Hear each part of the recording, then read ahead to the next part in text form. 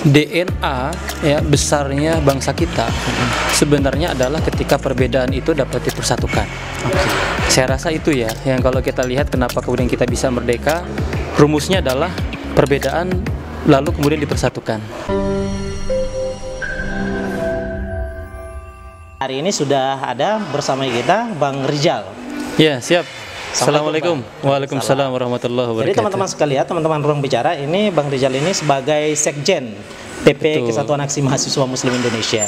Nah, kalau teman-teman lihat di video kita sebelumnya itu kita membersamai pimpinan tertinggi ya, orang 01 di dalam kami, dan hari ini kita membersamai orang 02 di dalam kami. Nah, latar belakang yang menjadi spesifik gitu, case sehingga kami ini harus mengambil narasi bersama merawat Indonesia. Apakah dalam pandangan kami Indonesia itu memang betul-betul sangat amat sakit atau seburuk apa gitu di mata kami sehingga kami itu mengambil narasi untuk tetap membersamai untuk merawat Indonesia seperti itu. Ya, sebenarnya kita bisa lihat dalam dua perspektif ya. Betul. Yang pertama melihat apakah Indonesia itu sedang sakit, sehingga kita menghadirkan narasi untuk merawat Indonesia. Namun yang kedua, ada narasi yang malah sebaliknya. Kita melihat Indonesia sedang bertumbuh. Maka kita harus untuk melakukan aktivitas merawat Indonesia itu. Kenapa? Karena kalau kita tidak melakukan ikhtiar merawat Indonesia, nanti yang kita lihat Indonesia ini dia nggak akan baik-baik aja. Jadi sebenarnya kalau saya lebih prefer bahwa kita sedang melihat Indonesia ini sedang bertumbuh dan bagaimana cara kita agar dia terus bertumbuh dan mungkin suatu saat ya negara kita bisa menjadi negara yang besar, negara yang maju dan tentunya semakin disegani di dunia. Itu sebenarnya perspektif yang kemudian kenapa hadirnya merawat Indonesia. Baik, apa bentuk kekhawatiran kami ya kan dalam melihat Indonesia secara nasional, baik itu secara nasional tadi maupun posisi Indonesia secara global gitu, sehingga kemudian begitu mengkhawatirkan kami, lalu kami memandang Indonesia itu patut untuk dirawat secara bersama, tidak sepihak melainkan secara bersama. Artinya di sini kami membutuhkan kolaborasi secara bersama dari seluruh elemen negara kan begitu? Ya betul. Baik, apa sebetulnya? Karena memang DNA ya besarnya bangsa kita sebenarnya adalah ketika perbedaan itu dapat dipersatukan. Saya rasa itu ya yang kalau kita lihat kenapa kemudian kita bisa merdeka, rumusnya adalah perbedaan lalu kemudian dipersatukan. Nah, dengan semakin berkembangnya entah itu geopolitik dan sebagainya kan ini menjadi tantangan tersendiri. Yang kemudian kami lihat di situ perlunya ikhtiar begitu kan untuk mempersatukan perbedaan-perbedaan ini. Yang kalau kita lihat kan sekarang di mana-mana seolah-olah dan seakan-akan ya, perbedaan itu diperuncingkan, ya kan? Begitu ya, kayaknya tuh di dunia media sosial dan sebagainya masyarakat diramaikan dengan berbagai macam isu dan lain sebagainya. Nah, kami ingin hadir di situ untuk menyampaikan kepada ya bangsa ini ya bahwa kita ini besar karena kita berbeda, lalu kita bersama. Itu kata kuncinya. Kita berbeda dan kita bersama gitu. Kita berbeda lalu kita harus dipersatukan untuk kemudian bersama-sama. Karena kalau kita lihat hari ini kita tahun 2022. Kalau berkaca kepada sejarah 2028 itu adalah 100 tahunnya Sumpah Pemuda. Ya kan? Dan kalau kita lihat kan itu adalah sejarah monumental di mana perbedaan dipersatukan. Nah, 6 tahun menuju 2028. Nah, sehingga dalam perspektif ini kegelisahan saya adalah perbedaan yang semakin runcing entah berbagai macam faktor ya. Dan ini harus kita sama-sama turun, sama-sama support, tidak lagi sekedar lihat siapa yang berhak, ini siapa yang kemudian mengambil, tetapi adalah kita bersama-sama untuk menghimpun dan merawat Indonesia. Baik. Dalam pengantasan berbagai macam perbedaan ya kan gitu. Yang ada kami hadir dengan narasi bersama merawat Indonesia ini dalam upaya untuk menyikapi hal ini kan begitu. Perbedaan-perbedaan yang ada. Nah, sebagai solutifnya gitu, hal-hal yang bersifat dengan win-win solusi ibarat kata dalam mengatasi persoalan ini sehingga kemudian bangsa ini tidak terpecah belah. Ya kan begitu. Apa yang menjadi solusi dalam proses penawaran untuk mengatasi perbedaan yang ada gitu? Ya, tentu kita beranjak dari bagaimana profil ya atau identitas kami itu sendiri. Kami adalah gerakan mahasiswa. Yang kalau kita tahu bahwa mahasiswa dengan segala macam privilege-nya, begitu ya. Nah, adalah bagian creative minority yang sebenarnya meskipun mahasiswa itu berbeda alma mater, berbeda organisasi, tapi kita dipersatukan dengan satu bahasa. Nah, apa bahasa itu?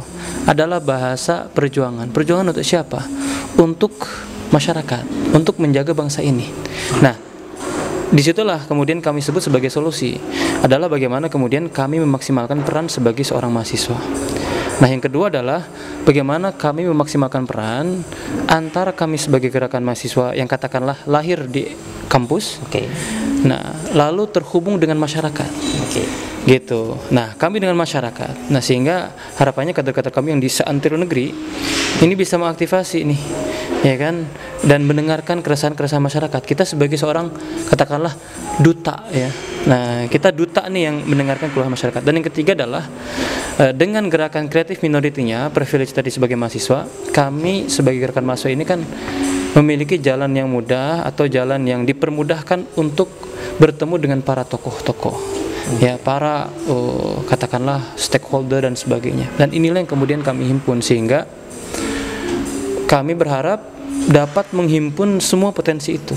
Dan saya rasa itu adalah solusi yang sangat konkret di era post-truth seperti sekarang, ya, di era yang saya rasa ya tentunya media sosial sangat berpengaruh terhadap ya hiruk pikuknya, ya, riuhnya kondisi negara kita, begitu. Baik, itu adalah solusi di dalam menyelesaikan perbedaan yang ada. Betul. Gitu ya.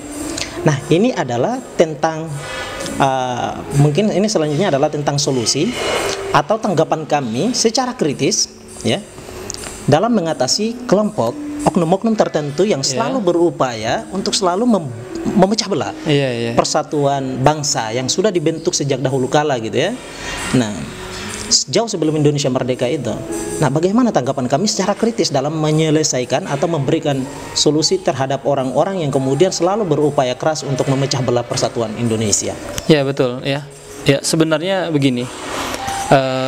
Kalau kita menggunakan terminologi memecah belah Indonesia, tentu semua orang pasti, ya, selalu atau berkilah, ya kan. Dan kita pun tidak dalam konteks menuduh si A, si B, si C, begitu kan, bahwa mereka sedang melakukan proses memecah belah. Saya rasa ini menjadi catatan yang juga perlu kita perhatikan. Namun yang pasti adalah saya sebut mungkin beberapa oknum atau orang-orang yang dia belum dewasa di dalam menjadi seorang warga negara atau negarawan, gitulah saya sederhanakannya. Nah, saya lihat, ya, bagaimana yang bisa kita lakukan. Ya, tentunya yang pertama saya rasa adalah dengan hadir, ya, di tengah-tengah masyarakat. Untuk apa? Untuk melihat bahwa apakah kemudian riuh-riuh di media sosial, di tingkat elit dan sebagainya, apakah itu sampai kepada masyarakat, ya kan? Nah, yang kedua adalah bagaimana kemudian kami sebagai bagian dari entitas mahasiswa juga meningkatkan literasi kaitan dengan informasi, dengan konteks digital dan sebagainya, sehingga kami tidak sekedar sebagai follower, nah, sebagai seorang penonton, tetapi kami berharap sebagai seorang actor, sebagai seorang leader di sisi itu. Ya, yang kalau kita tahu kan Ketua Umum PP kami pun adalah seorang influencer, ya. Betul. Nah, jadi kan ini adalah role model yang sangat baik untuk juga dihimpun dan digerakkan oleh teman-teman kader kami sampai ke grassroots, ya kan. Nah, dan yang ketiga tentunya adalah saya rasa ini bagian dari pendewasaan masyarakat dalam berdemokrasi. Nah, maka bagaimana kemudian kami, ini tantangan, ya, untuk kami di sini mengaktifasi komisariat, mengaktifasi daerah, mengaktifasi wilayah sampai ke pusat untuk katakanlah memberikan kesadaran, ya, nah, bahwa bisa jadi, ya, itu hanyalah segelintir orang saja, ya kan, bahwa sebenarnya Indonesia ini ya nggak ada masalah sebenarnya, gitu. Itu hanya orang-orang saja yang meramaikan karena memiliki katakanlah follower yang besar atau pengaruh yang besar, akhirnya ya tadi pengaruhnya membuat riuh, ya, Indonesia ini, begitu. Saya rasa itu.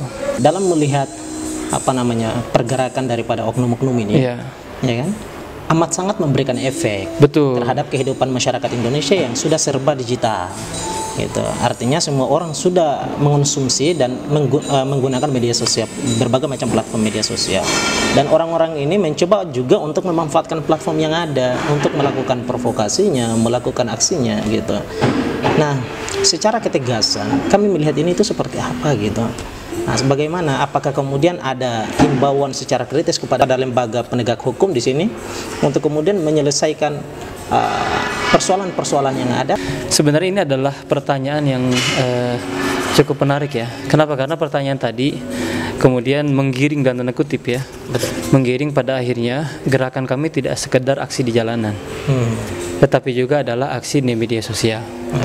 Nah, karena kita tahu ramai-ramainya perbincangan dan lain sebagainya itu kan adalah keramaian yang dihadirkan dari platform media sosial. Betul. Nah, meskipun kita tahu juga di era post-truth ini kan pada akhirnya orang bingung mana yang ahli, mana yang tidak, ya kan? Yang dilihat hanyalah tentang berapa pengikutnya dan sebagainya. Nah, lalu apa yang kemudian dilakukan oleh kami?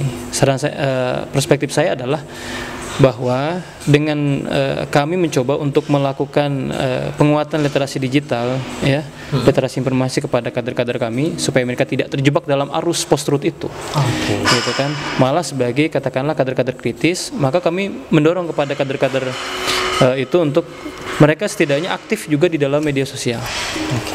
Gitu. Yang kedua adalah kaitan dengan bagaimana kita mencoba meng-counter isu-isu yang ada, ya. Yang entah itu dari oknum, entah dari siapapun dengan cara-cara yang zamano, yang unik. Kalau mungkin teman-teman lihat di akun kami pusat ya, ada meme ya, ada gambar-gambar yang kami buat, ya kan, dengan ya mungkin sindiran ya, mungkin Bung Hamis juga sempat melihat juga kan, begitu. Nah, hal seperti itu yang kemudian kami lakukan ya sampai satu titik ketika katakanlah permasalahan itu semakin meruncing atau semakin di luar dari batas kewajaran begitu. Nah, maka kami di sini siap ya, katakanlah mengambil langkah-langkah yang lebih lanjut untuk mengawal demokrasi di negeri kita. Meskipun kita tahu bahwa ya konsekuensi demokrasi kan adalah berisik, ya kan, adalah ribut, semua orang tuh bicara begitu. Nah, tinggal bagaimana kemudian akhirnya kita menjadi dewasa agar dapat berisik tetapi pada tempatnya. Saya rasa itu begitu.